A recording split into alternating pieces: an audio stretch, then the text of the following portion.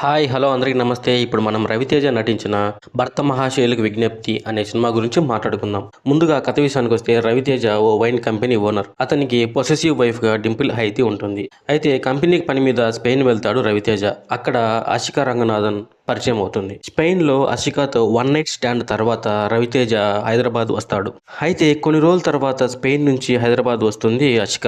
రవితేజ అషికాతో జరిగిన విషయాన్ని భార్య దగ్గర దాయాలనుకుంటాడు. ఇంతకీ భార్యకి ఈ విషయం తెలిసిందా లేదా, తర్వాత రవితేజ ఏం చేశాడు అనేది మిగిలిన కథ. సింపుల్ గా చెప్పాలంటే ఇద్దరు అమ్మాయిల మధ్య నలిగే మొగుడి కథ ఇది.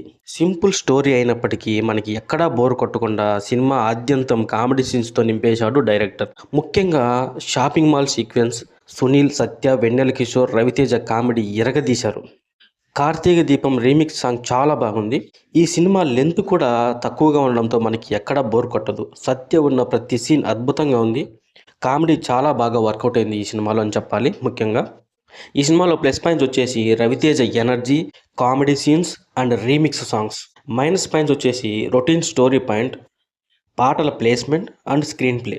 ఈ సినిమా సంక్రాంతికి మంచి ఫ్యామిలీ ఎంటర్టైనర్. నేనిచ్చే రేటింగ్ ఈ సినిమాకి 3/5.